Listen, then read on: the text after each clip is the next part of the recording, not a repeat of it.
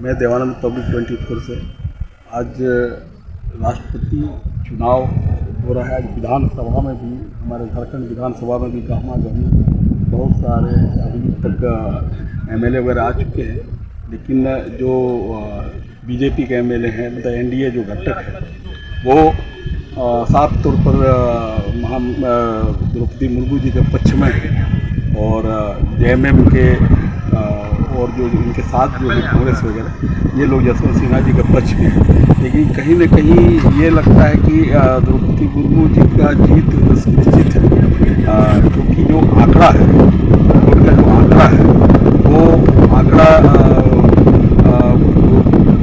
52% तो पहले था, जो आंकड़ा जो लगाया गया था, और अब लगता है कि उससे और बढ़ कर के आंकड़ा आएगा।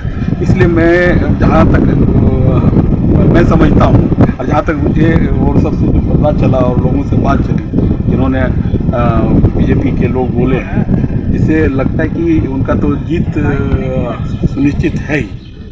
और मैं मतलब लगता है कि मतलब उनका मतलब कम से कम तो 60% जैसा पता चल रहा है, जैसे 60% से ऊपर ही उनका मत प्राप्त होगा। मैं देवानंद पब्लिक 24 विधानसभा से साथ में मधु जी के साथ पहली दफ़ा जिसको कह सकते हैं आज़ाद भारत में, जो कि आदिवासी और उसमें भी महिला और राष्ट्रपति बनने जा रही है, तो इससे बड़ी और खुशी की बात क्या होगी। इसको कह सकते हैं लोकतंत्र बिल्कुल जड़ जमा चुके, यानी मजबूत हो रहा है। मतलब एक नया इतिहास लिखा जाएगा।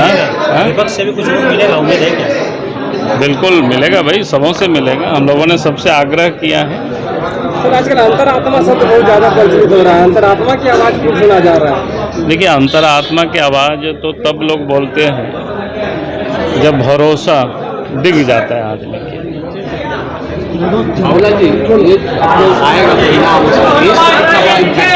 बहुत बड़ा पड़ेगा। स्वाभाविक है कि भाई आज़ाद भारत में ये पहली दफ़ा भी आदिवासी और उसमें भी महिला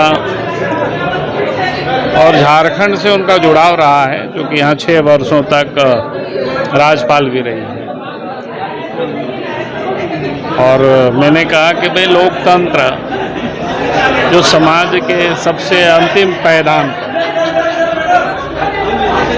जो रहने वाले समाज को अगर ये प्रतिनिधित्व मिलता है, सम्मान मिलता है, इससे बड़ी और खुशी की क्या बात हो सकती है। अंतरात्मा आवाज़ बोल रही है। अरे हमारी तो अंतरात्मा की आवाज़ जो बोलती है वही होता है। इरफान जी के अंतरात्मा किनके पक्ष में है? ऐसे नहीं कर रहे हैं, कहाँ कर रहे हैं? अंतरात्मा की जो आवाज़ आती है, दुख भरा सबका, रोग दुख सब हरते हैं। पहले से 2-3 दल छोड़ के लगभग जो बड़ी दल है, चाहे झारखंड मुक्ति मोर्चा हो, भारतीय जनता पार्टी हो, प्लस आजसू, ये वोट को आप जोड़ दीजिए तो आंकड़ा कहाँ पहुंच रहा है, तो समझ सकते हैं कि झारखंड में एक अच्छा प्रतिशत मत एनडीए उम्मीदवार को मिलेगा। दीपिका जी, यशवंत सिन्हा ने कहा था कि आपकी पार्टी के हैं, वरिष्ठ केंद्रीय मंत्री हैं, किंतु अंतरात्मा की आवाज़ सुने। भाजपा वालों को उन्होंने कहा है, कांग्रेस वालों को, जेएमएम वालों ने कहा था, इसमें कितना? देखिए, हर प्रत्याशी अपना अपना मत मांगता है, लेकिन आपको मालूम होना चाहिए कि जब पार्टी का कैंडिडेट खुद खड़ा हो और उस पार्टी का कैंडिडेट जीत रहा हो और समझना चाहिए कि लगभग सिर्फ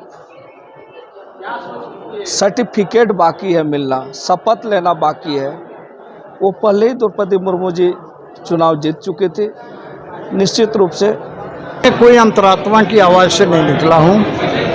मैं विशुद्ध रूप से भारतीय जनता पार्टी का कार्यकर्ता और विधायक होने के नाते मैंने भारतीय जनता पार्टी या कहिए एनडीए के उम्मीदवार आदरणीय द्रौपदी मुर्मू जी को, उनका नाम पहले स्थान पर है और उन्हें मैं पहला वोट देकर निकला। इसलिए देश के अंदर अगला राष्ट्रपति महामहिम द्रौपदी मुर्मू होंगी, इसमें किसी को कोई शक नहीं होना चाहिए। कोई कैसी अंतरात्मा की आवाज़, कौन सुनता है अंतरात्मा की आवाज़? बोल देने से अंतरात्मा की आवाज़ पर होता है। अरे उस जमाना था कि श्रीमती इंदिरा गांधी ने लोगों को नीलम संजीवा रेड्डी के विरुद्ध में अंतरात्मा की आवाज़ से प्रचारित किया था। सच्चाई यह था कि श्रीमती इंदिरा गांधी ने राष्ट्रपति प्रत्याशी नीलम संजीवा रेड्डी के विरुद्ध में बीबी गिरी को बनाने का काम किया था। तो यहाँ अंतरात्मा की आवाज़ नहीं चलती है, पार्टी का मनोभाव, पार्टी के प्रति वफादारी चलती है। शिक्षण में एक साथ आके मतदान करने का निर्णय लिया था, फिर आज सभी विधायकगण एक साथ आकर अपना मतदान कर रहे हैं। आंकड़े तो पर्याप्त हैं ही आप लोगों के पास? हाँ, निश्चित रूप से, और जो अपील पर भी लोग सामने आए हैं उसके लिए भी धन्यवाद देते हैं। कई लोग सामने आ रहे हैं, जैसे झारखंड मुक्ति मोर्चा के विधायक ने किया है, एनसीपी के विधायक कमलेश जी ने समर्थन दिया है। तो एक अच्छा है कि हम लोग तो हमेशा चाहते थे कि ये चुनाव में जनजातीय क्षेत्र से एक जनजातीय प्रतिनिधि देश में पहली बार सर्वोच्च पद में नामित होंगी।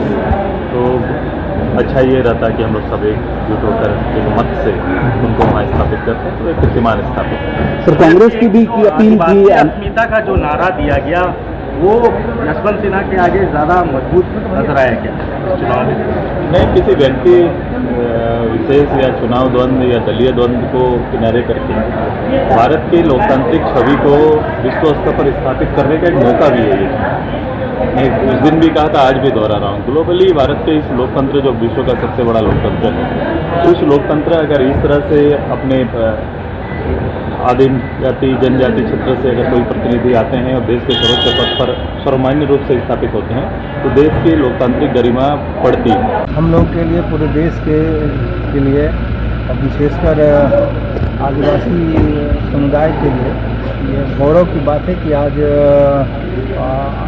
जनजातीय महिला, प्रथम महिला देश की सर्वोच्च पद पर आसीन होने जा रही हैं, और हम लोग उनके पक्ष में माननीय श्रीमती द्रौपदी मुर्मू जी के पक्ष में मतदान करके हम लोग बहुत खुश हैं, और उनको हम अपनी ओर से बहुत बहुत बधाई देना।